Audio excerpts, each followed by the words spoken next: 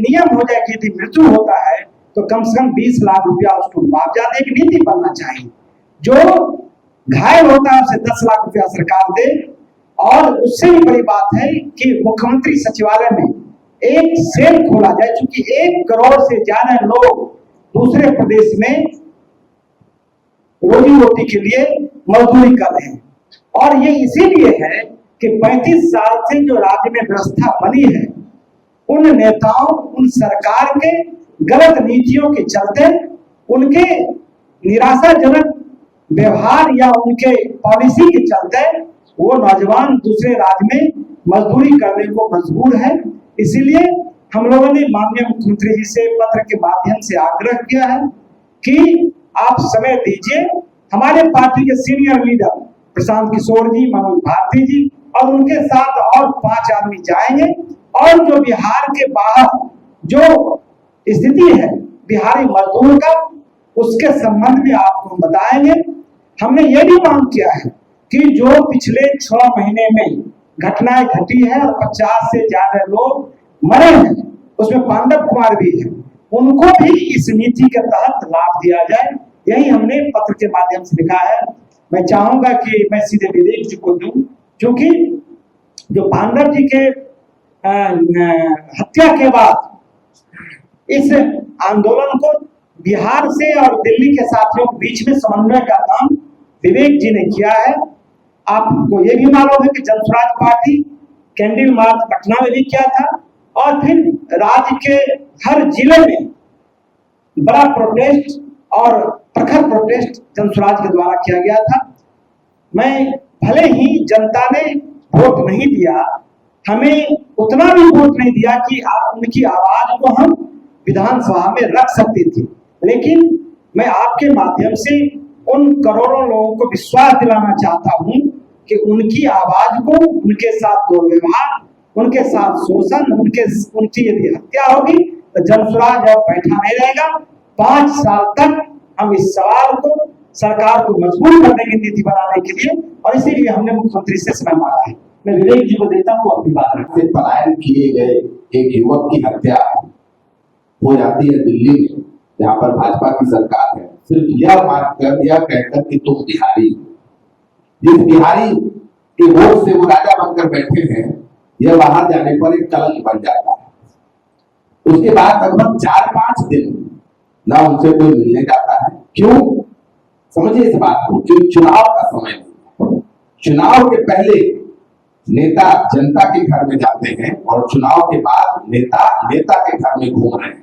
अभी आप देख रहे हैं हमारे माननीय प्रधानमंत्री मुख्यमंत्रियों के घर का तांता लगा रहे हैं।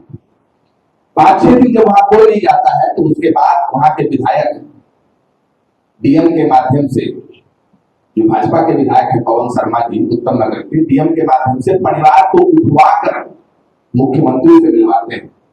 और वहां की जो भाजपा की मुख्यमंत्री है उनके शब्द को सुनिए, और अगर आपको दुख नहीं हो, आपकी आंख में आंसू नहीं हो, इसके मतलब हमारी संवेदना कहीं न कहीं मर गई।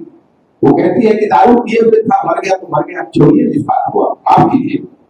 क्या कोई भी मंत्री अपने बच्चे के बारे में ऐसा कह सकता है? खैर, यही तो हो रहा है लोकतंत्र में। चुनाव कोई जीत रहा हो, कोई हार रहा हो, लोकतंत्र हार रहा है। लोकतंत्र कब हारता है? जब नेता के मन में जनता का डर खत्म हो जाता है। आज के इस दौर में नेताओं के मन में जनता का डर खत्म है। तभी तो रेखा जी कह रहे हैं कि दारू पिए हुए था, माफ कर दीजिए, गलती से मार दिया। हमारे केंद्रीय मंत्री कह रहे हैं मर गया तो मर गया, क्या दिक्कत है? क्योंकि ये उनके बेटे यहाँ पर मंत्री बनकर बैठे हुए हैं।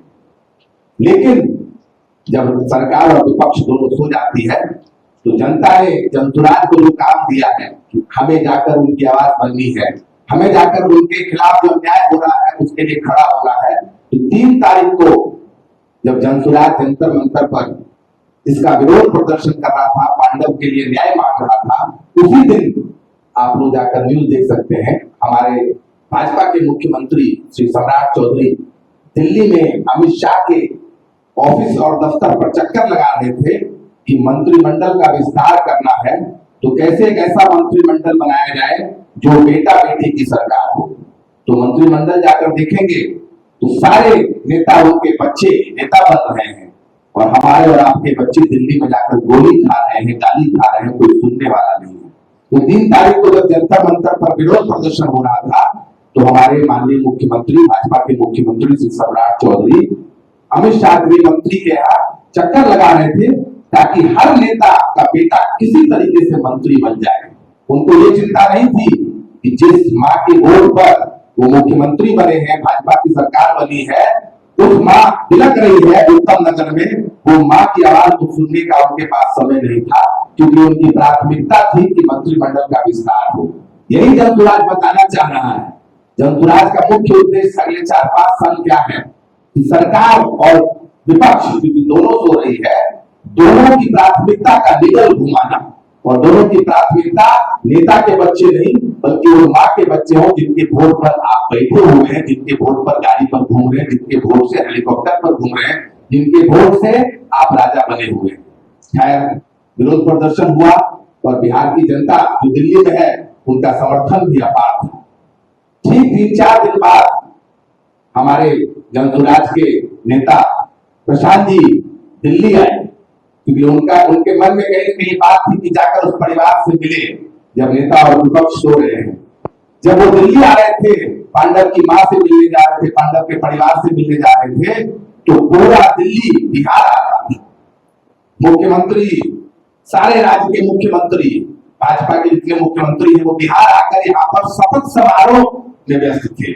जब पांडव की मां बिलक रही थी, जब उनको न्याय चाहिए था, तो 7 तारीख को इस सरकार की प्राथमिकता सुन लीजिए। ये सरकार किस बिना पर आई है कि आप पलायन बंद करेंगे, आप रोजगार देंगे, आप गरीबी हटाएंगे, आप यहाँ पर बच्चों की शिक्षा ठीक करेंगे, और इस सब को छोड़ छाड़ कर आप सरकार में बैठ गए हैं। तो अब शपथ समारोह दोबारा शपथ समारोह हो रहा है, लेकिन पांडव के घर जाने के इनके पास समय नहीं है। तो 7 तारीख को यहाँ पर शपथ समारोह था और हमारे नेता प्रशांत किशोर जी पांडव के घर गए, उनके मां से मिले, उनके पिता से मिले, और पूरा जो क्या घटना हुई उनका संज्ञान लिया। और आपको जानकर यह आश्चर्य होगा कि पांडव की मां और परिवार ये कह रहे हैं कि जब तक उनको न्याय नहीं मिलेगा तब तक वो अस्थि प्रवाहित